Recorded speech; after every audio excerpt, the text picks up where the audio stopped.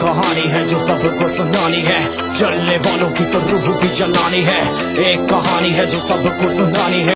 Hey guys, welcome to our another podcast. तो आज हमारे साथ प्रेम कुमार पोद्दार है, जिन्होंने 46 marks in JEE advanced 2025 to JEE advanced 2026 में 145 मार्क्स लाए हैं विद द बॉडी बिल्डिंग 2। तो आज हम उनकी कहानी आज देखते हैं कि उन्होंने क्या क्या किया इन सब चीजों के बारे में। तो it would be gonna interesting, so let's start. तो अपनी अपनी क्लास 11th की जर्नी से बताइए, व्हाई यू चूज जे। सबसे पहली बात तो भाई देख, हमने तो सबसे पहली बात ये जेई इसलिए चुना था ना, क्योंकि इसमें ना क्योंकि इसमें एग्जाम आप सिर्फ क्लास 12 के साथ और क्लास 12 के बाद ही दे सकते हो। वहां पे मेरे पास ऑप्शन नीट का भी था, बट देखो वहां पे जो ड्रॉप अनलिमिटेड है ना, वो चीज हमको उतना अच्छा नहीं लगा था। क्योंकि देखो अभी अन्यू जो था ना, उसको चक्रव्यूह में जाना पता था पर निकलना नहीं पता था, इसलिए मैंने नीट की जगह जेई चुना। क्योंकि क्लास 10 में साइंस में मेरे 100 आउट ऑफ 100 थे, तो मेरा बायो वाला भी पर्सपेक्टिव बहुत अच्छा था। 100 out of 100 in class 10th science. मेरे तो 99 हाँ, थे।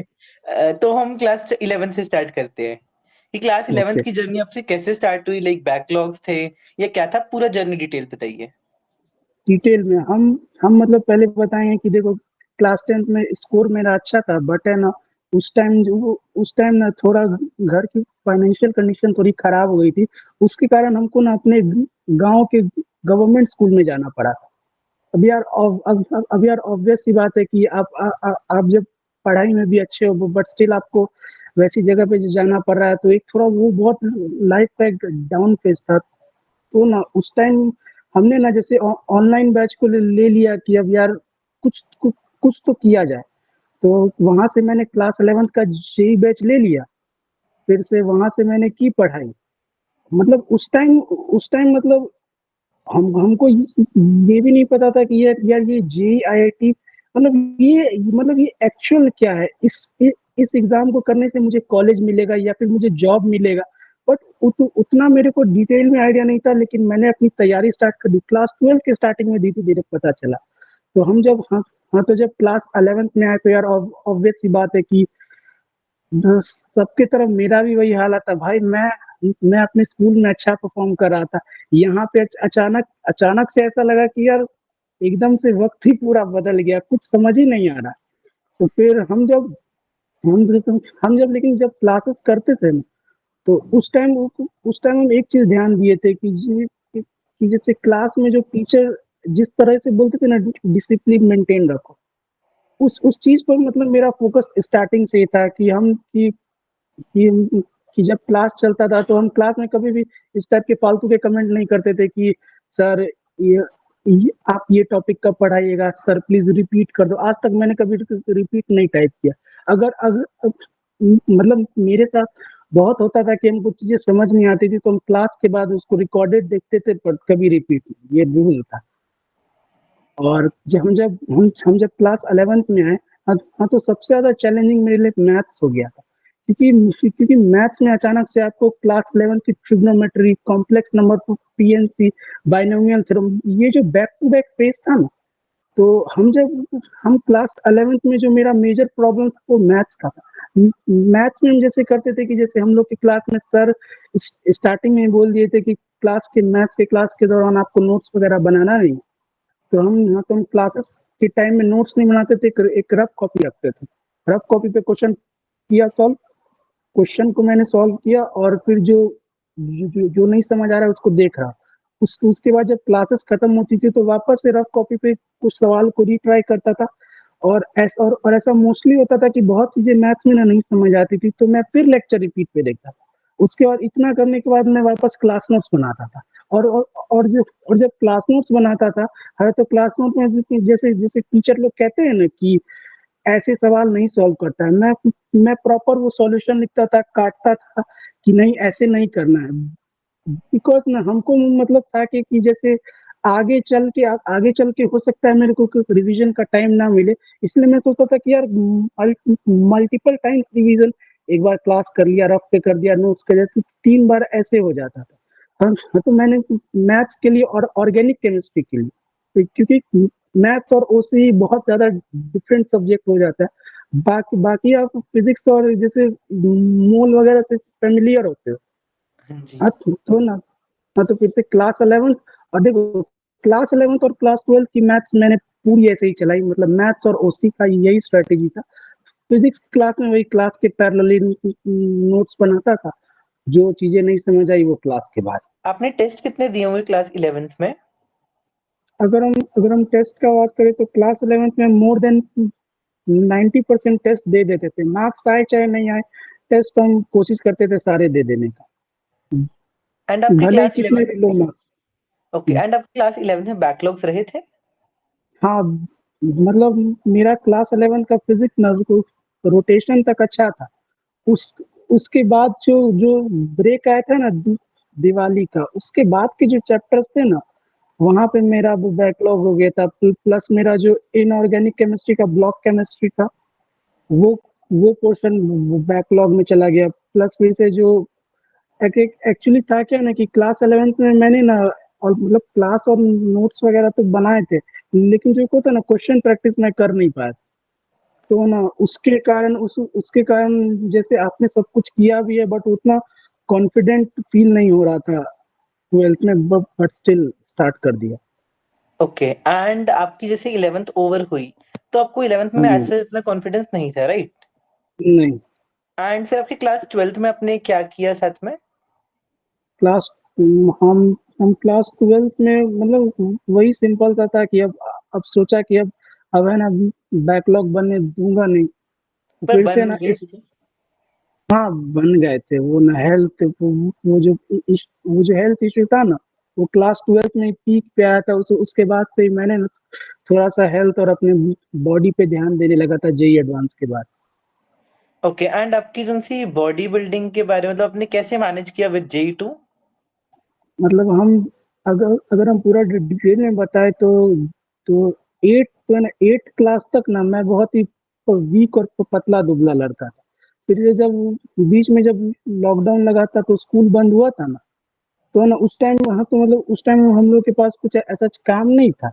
तो मतलब उस टाइम मैंने ऐसे ही रैंडम ना अपनी जो बॉडी वेट एक्सरसाइज करना स्टार्ट किए। तो फिर से हाँ, तो फिर से क्लास क्लास 9th में किया। क्लास 10th से फिर जैसे पढ़ाई में थोड़ा इंगेज हो गया, तो फिर वहां से मैंने ड्रॉप कर दिया। तो फिर क्लास 10th, क्लास 11th और क्लास 12, इस बीच में कोई एक्सरसाइज वगैरह कुछ नहीं करता था।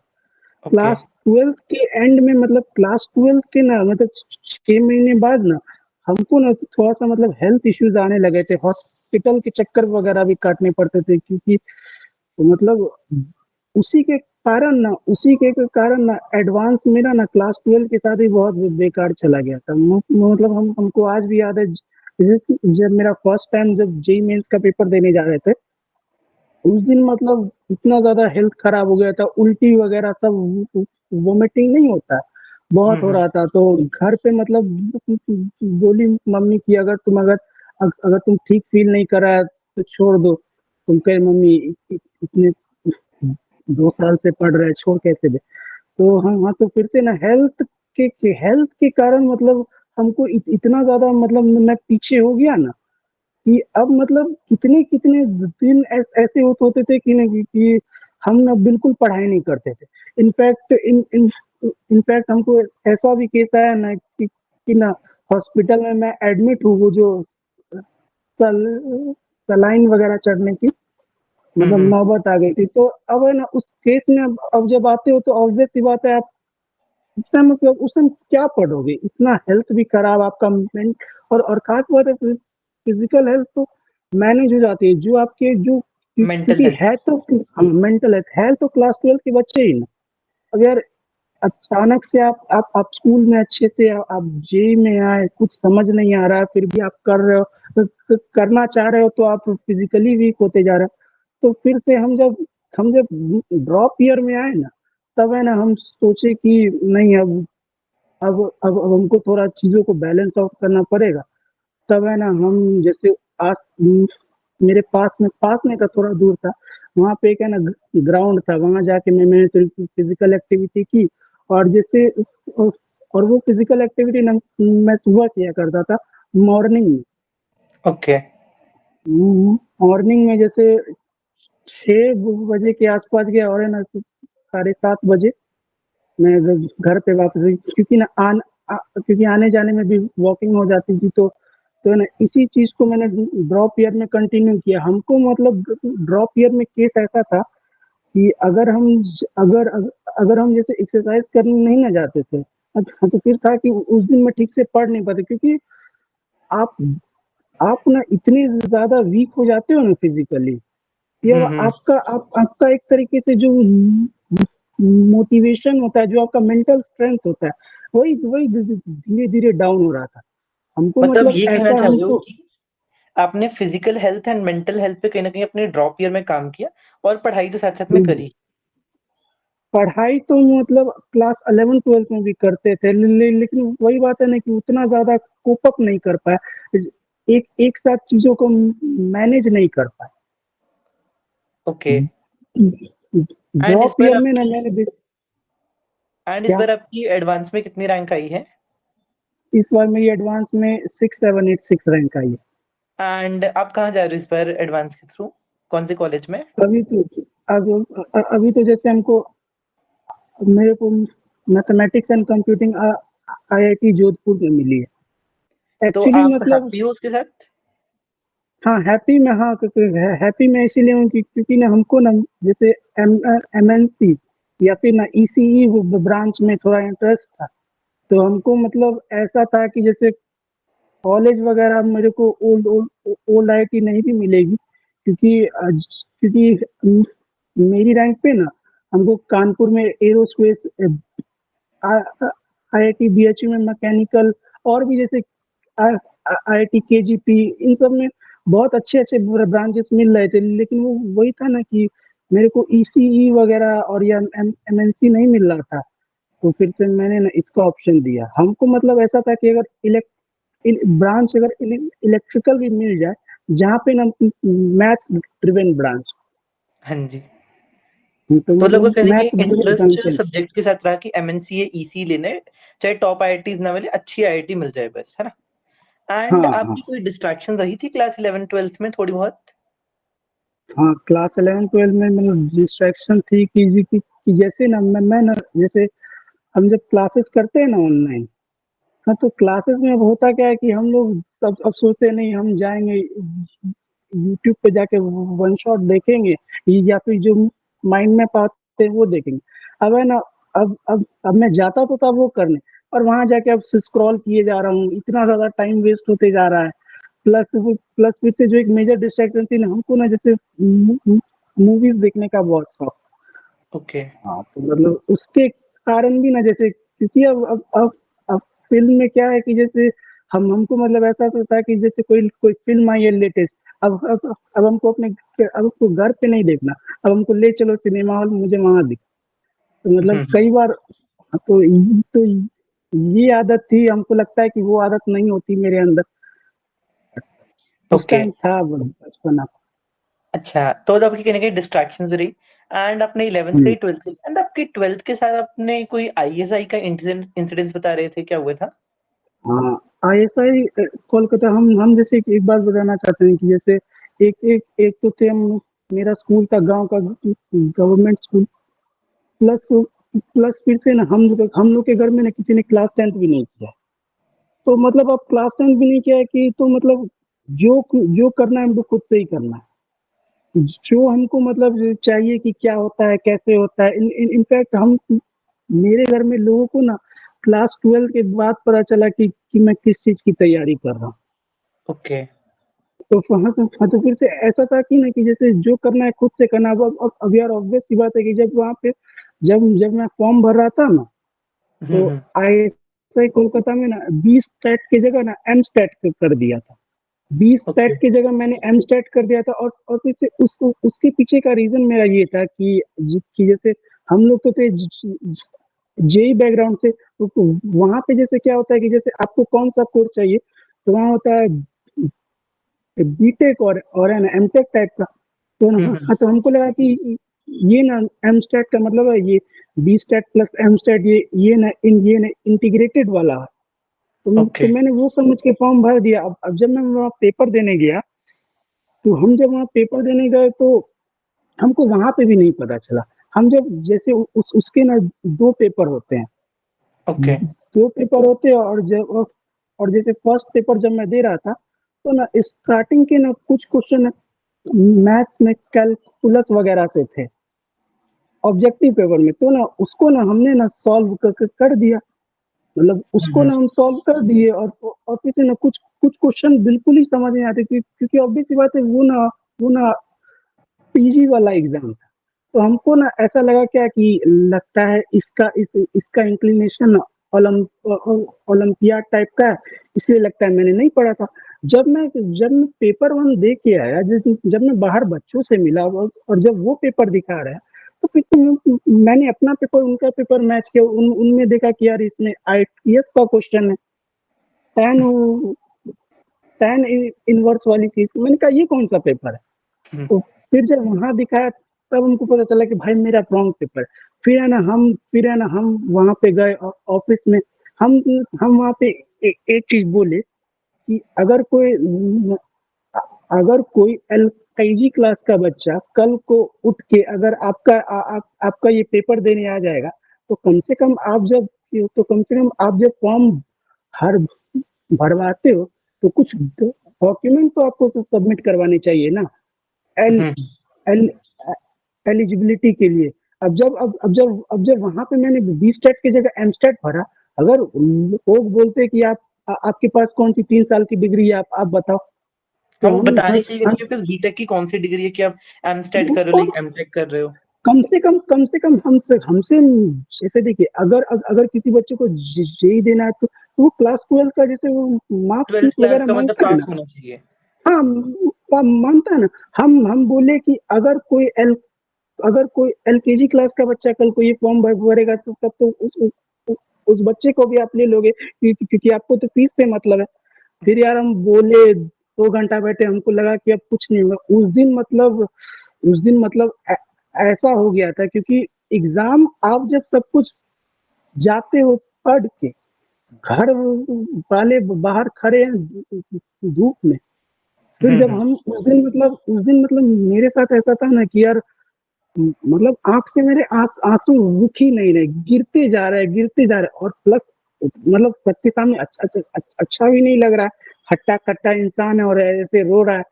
तो फिर भी बहुत कंट्रोल किए, लेकिन रुक ही नहीं रहा। फिर एट लास्ट हमको ऐसा लगा कि यार इससे कुछ नहीं होगा, फिर हम बाहर आए। उस टाइम पे भी ना हम जैसे ये नहीं सोचे कि मेरे को ड्रॉप लेना है। हम सोचे नहीं, हम वापस से एफर्ट मारेंगे। तो फिर से मैंने ना एनईएसटी का पेपर दिया, तो वो वहाँ पे मेरी all India rank, general rank 568 आई, और प्लस मेरे को कॉल भी आया था एडमिशन के लिए, तो आपने ईमेल वो पे। क्यों नहीं लिया नेक्स्ट, ये थोड़ी बात आ जाती है, मतलब आपने क्यों सोचा ये कि जेई के लिए ड्रॉप लेना है। जेई के लिए देखिए, मतलब उस टाइम वो समय चल रहा था जब है ना, हमारा जुलाई एंड की तरफ था। जुलाई मेरा एंड की तरफ था, और मैं एकदम बहुत खुश था यार, क्योंकि यार इतने सारे मैंने ना हेल्थ इश्यू, पेपर कैंसिल सब देख लिया, मुझे लगा कि यार मुझे को बस इससे निकलना है। तो हमको तो मतलब आईआईटी के लिए तैयारी किए थे, तो वो अंदर से मन भी था। एक बार ना जैसे मेरी जो चांसेस। अम्मी है, नहीं, उन्होंने ना हमको ना एक एक चीज कहा कि तुम जब है ना कॉलेज जा रहा है, तो हो गया सिलेक्शन। हम बोले हाँ। अम्मी ने मुझसे पूछा कि अलग अलग सर, वैसे वैसे स्टेज पे तुमको क्यों नहीं बोला।